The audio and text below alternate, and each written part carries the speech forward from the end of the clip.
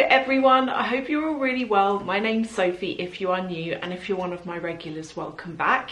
We're going to be discussing items that I just got thinking recently. I was thinking about them and I feel as though they're priced to be exclusive, but they've slipped from exclusive into quite commonplace, and there's nothing wrong with that.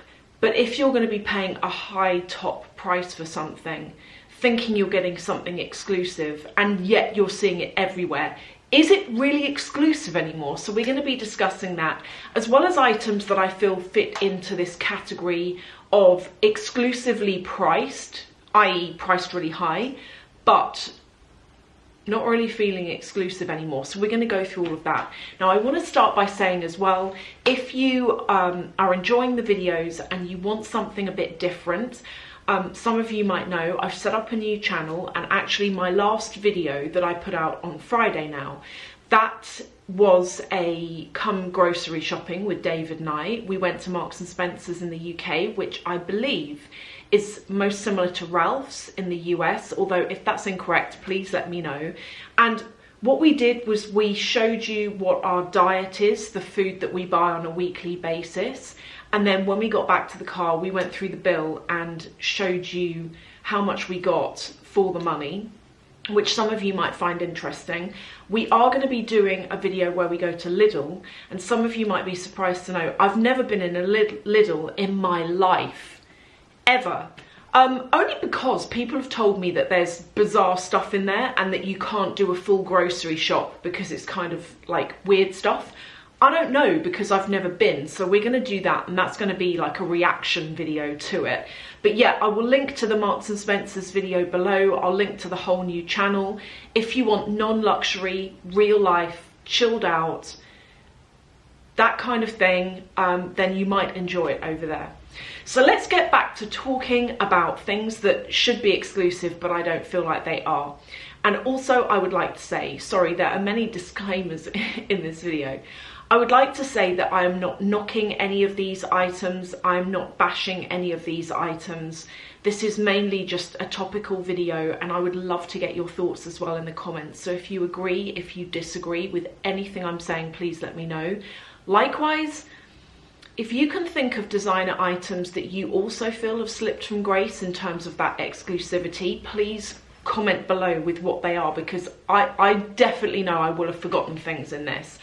So the first thing that I feel is Hermes bags. There was once a point where I saw Chanel classic flaps everywhere, and I still do, and I am going to come on to those in a second. But actually, certainly where I live, they have been overtaken by Hermes Birkins and Kellys. Mainly Birkins, weirdly. You do see Kellys, but it's mainly Birkins is what I'm seeing. And I'm from London, and that's what I'm seeing around me. You are obviously going to be from a different part of the world, and so what you see is going to differ. So you might be watching this going, I haven't seen a Birkin ever, or you might be watching this going, yes, I agree, I see them all over the place. So it really depends on your geography.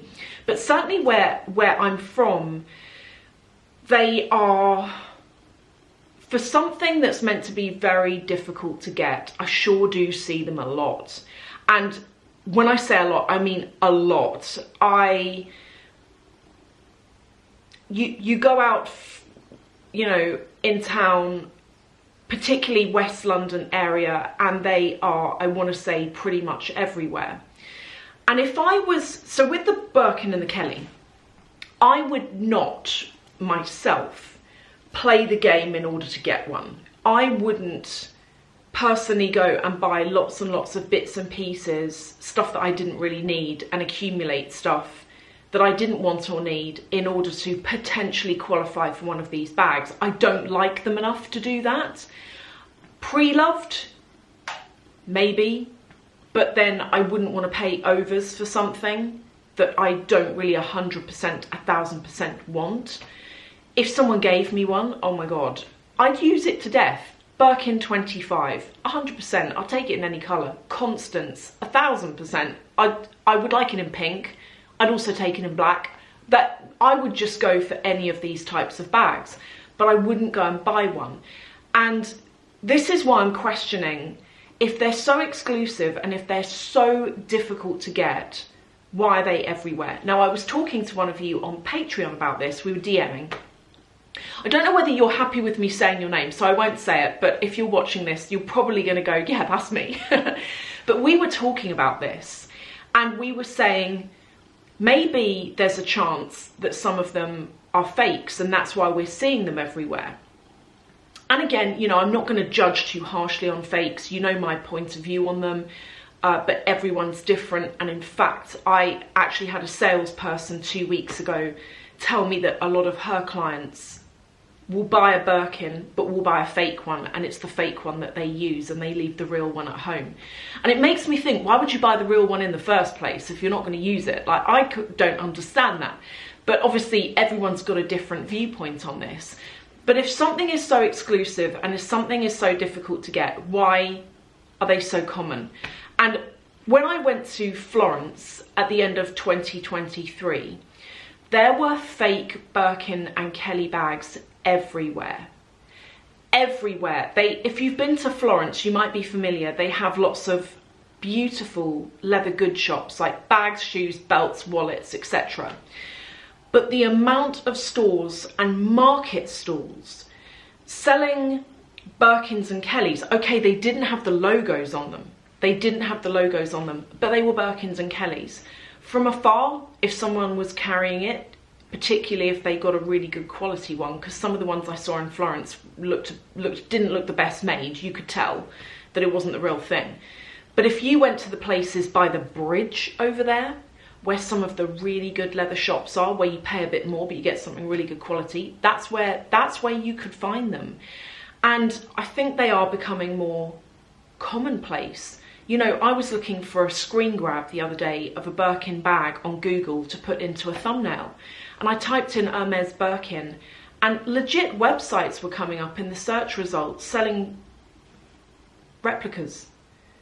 Okay, they didn't have the logo on them, but they were replicas, and it's becoming more common. So that's my kind of thought on that. I don't know whether the replica thing is having an effect, and that's why for some of us we might be seeing them everywhere, or whether they've just become easier to get. I'm not sure. Okay, the next thing, and it's one that I've spoken about before as well, although quite a while ago. And again, I'm not saying I don't like this item. I actually really like it. And I wish, do you know something? I looked at this item 8 years ago before they got really popular. And at the time, they weren't super expensive. And I look back now and I wish that I bought one then, because I wouldn't buy one now. And it's the Van Cleef bracelets with, you know, the Alhambra bracelets. I think they're beautiful. I would get one in the malachite all day long with gold. Gold and malachite, definitely. I think they're gorgeous, but my viewpoints on them have changed. They're a bit like with the Hermes, Birkins and Kellys. They're something that I see a lot of, and they've almost become this luxury starter kit item, where you've got the Hermes bag or the Chanel bag, and you've got a wristful of Van Cleef bracelets, and it's become that luxury basic starter kit. And what a beautiful way to start a luxury collection, because they are not cheap, but I feel like you see them everywhere. And so I even went into Marks and Spencer's in the video I did that I told you about earlier on my new channel. I went in there and they had basically Van Cleef replica bracelets in there, gold plated. Go and check out that video if you want to see it. They had hearts on it in like mother of pearl style. They're everywhere.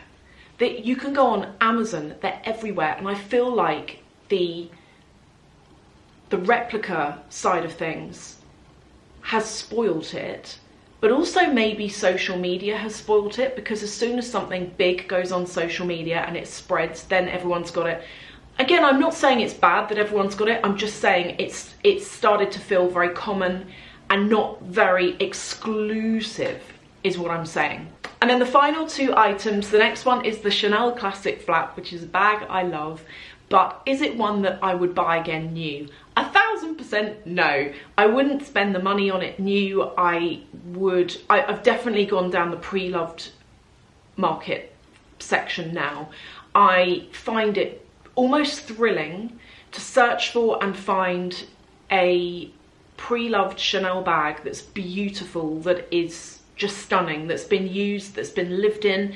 It's got its marks on it, it's got its little quirks, and for that reason you haven't got to worry about using it and marking it, because somebody already did. And that kind of kudos around what year is the bag you found, what's the condition of it, how much did you pay, all of these sorts of things, I feel luxury pre-loved has become a cool thing in a way that I don't feel it was 8 years ago. So I feel like pre-loved is different.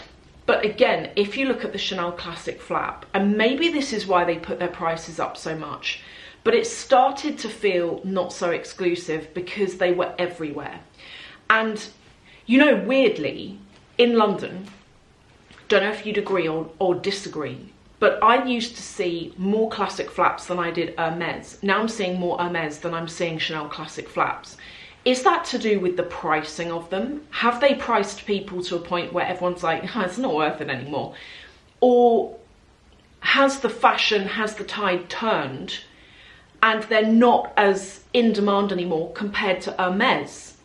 Because, you know, I see on social media so many people, rightly so, talking about the quality of Chanel compared to Hermes, talking as well about the investment side of things, the fact that Hermes from an investment point of view will always net you more profit than something from Chanel, potentially not, depends on the item you've got, limited edition, etc.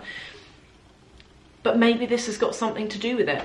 And then the final item, and again, I like the item, I'm not saying that I don't, and it's the Hermes sandals, you know, the ones with the H on them. Sorry, I didn't get the name of them. I'm not really into Hermes, so I don't know a huge amount about the precise names of things. Maybe I should have brushed up on that before this video. But they're another thing that I see a lot, and I also wonder whether you see them a lot because of this whole needing to buy stuff in order to qualify potentially for a bag. I wonder whether it's just one of those items that you would buy in order to build up your profile. And it transpires, I read that apparently salespeople, sales associates in Hermes don't actually earn any commission off quota bags.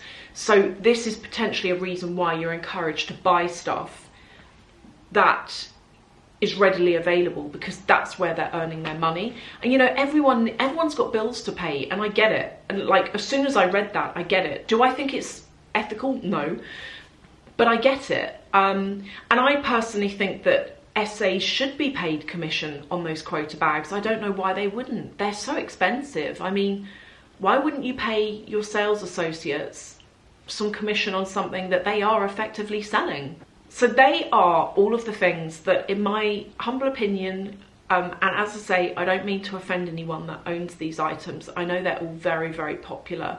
And as I've said, I really like them all. Genuinely, I really like everything I've spoken about in this video.